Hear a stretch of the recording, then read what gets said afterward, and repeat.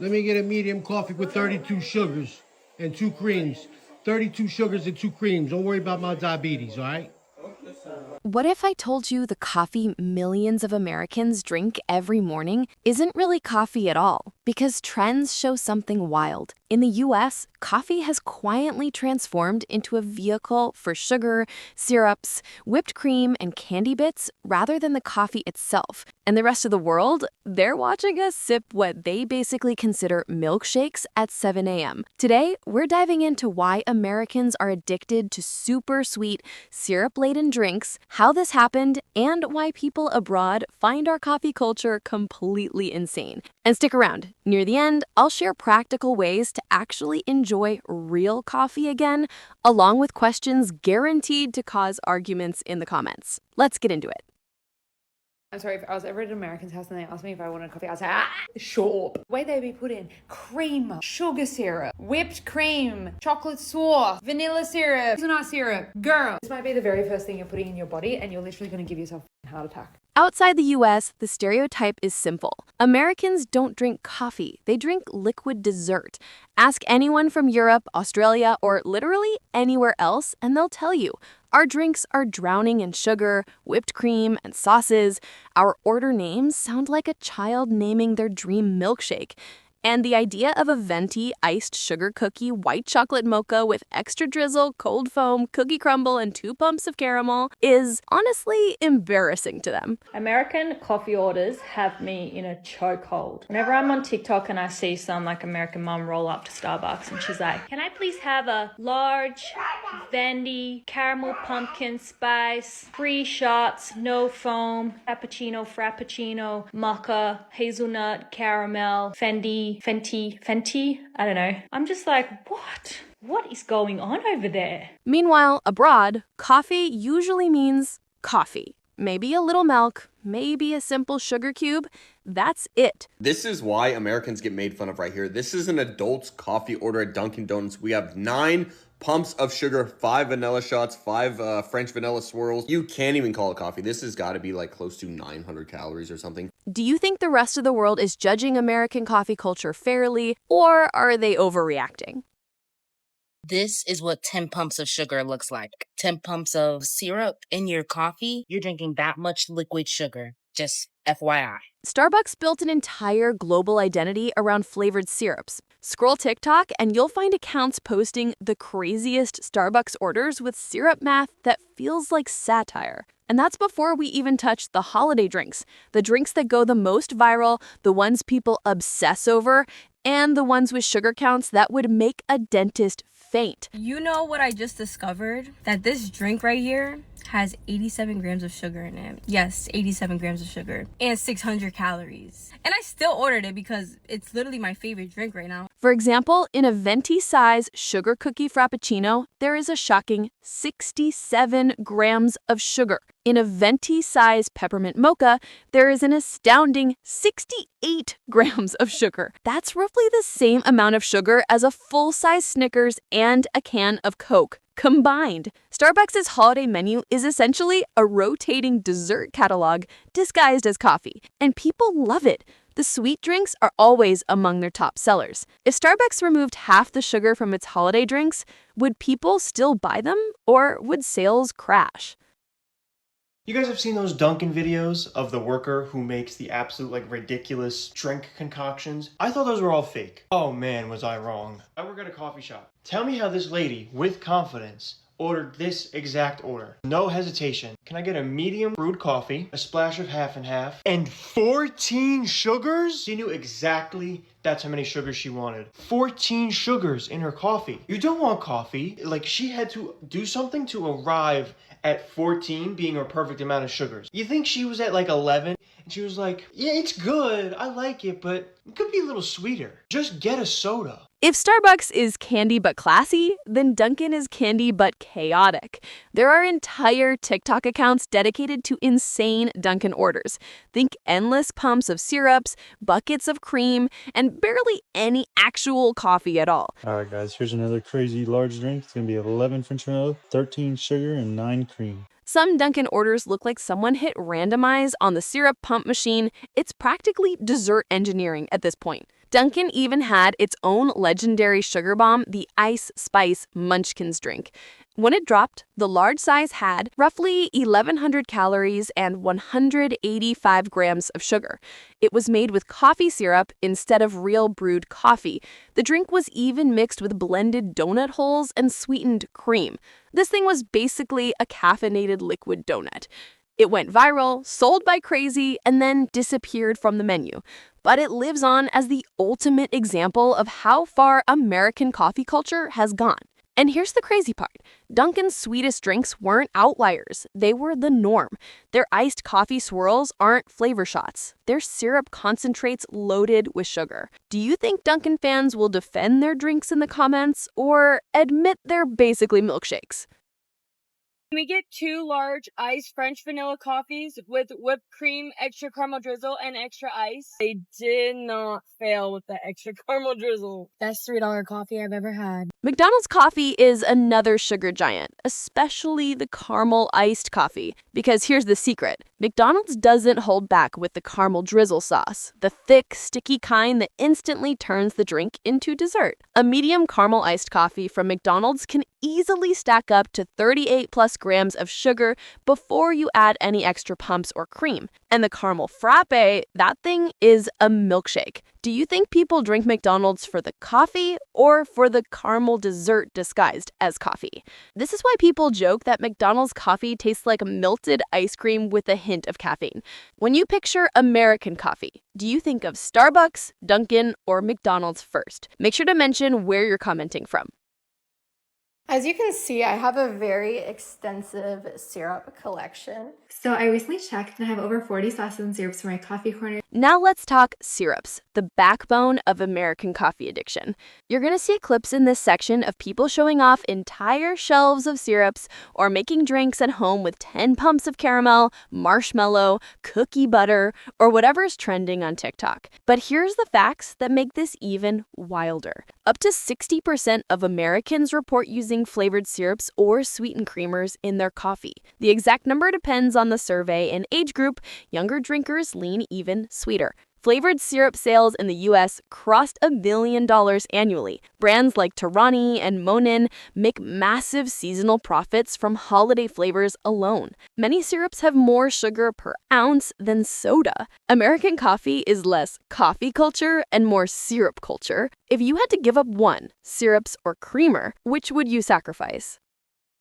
Do you know what's actually in this coffee creamer that you're drinking every morning? This is the #1 selling coffee creamer in the US. For ingredients, we have water, 315 grams of sugar, canola and soybean oil, micellar, casein, mono and diglycerides, natural and artificial flavors, cellulose gum, dipotassium phosphate, last but not least, carrageenan. They market this as non-dairy, cholesterol-free, and gluten-free, which is technically true, but calling it a creamer is maybe a bit of a stretch. If you think syrups are bad, American coffee creamers are a whole new level.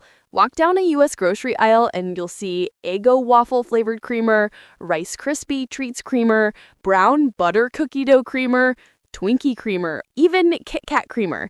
It's like coffee is optional, the creamer is the main event. This right here is a Little Debbie's Christmas tree coffee creamer. The ingredients are alarming. I don't even care at this point. But here's what most people don't know. Most American creamers contain 0 actual cream.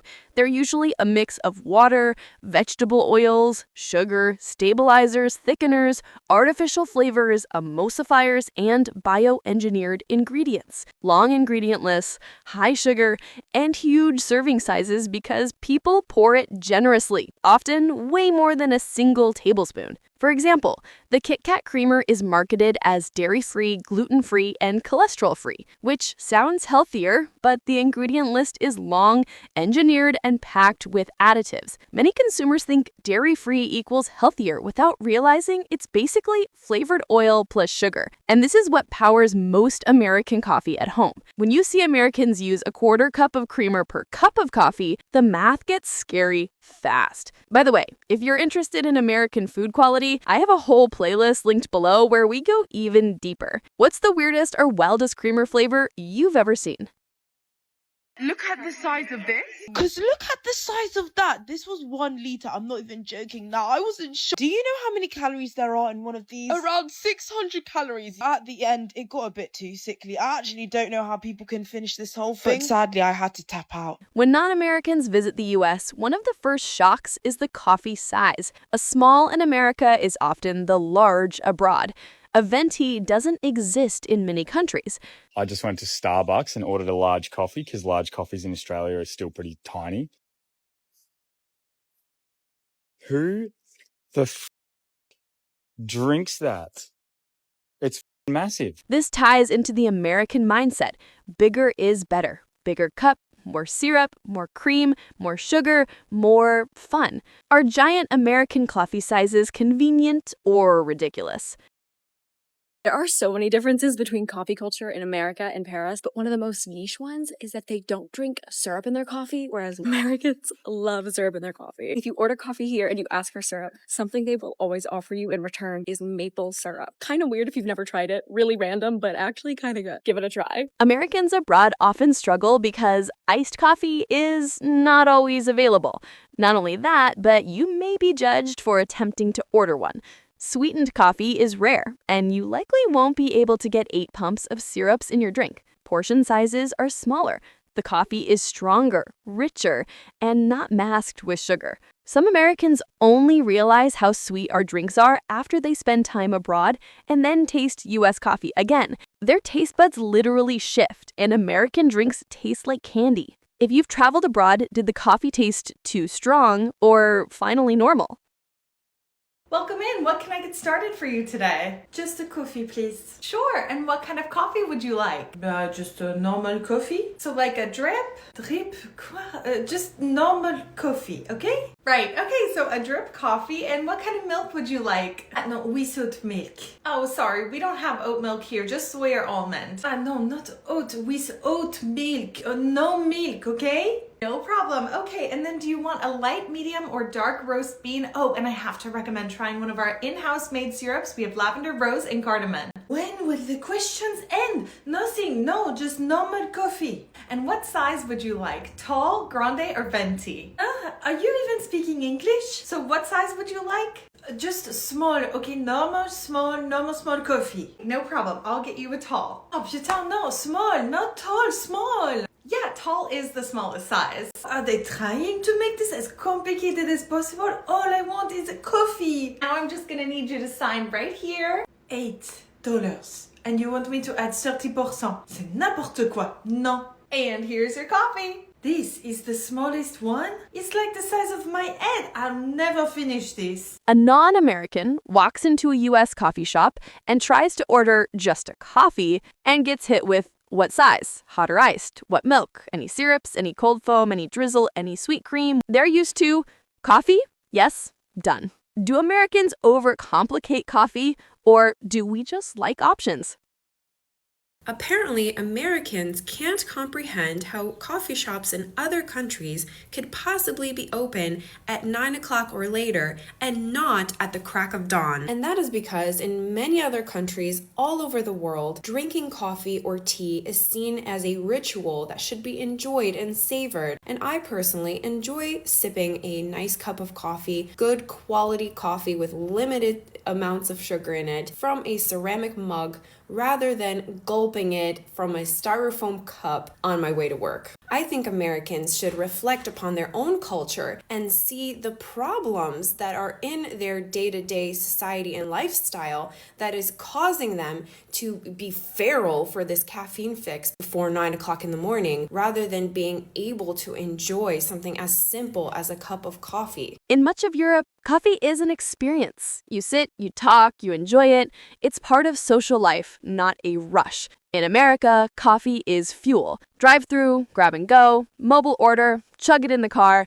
Speed is prioritized over savoring. That difference shapes the entire culture around sweetness, portion size, and customization. Do you think coffee should be something you relax with, or just caffeine delivery?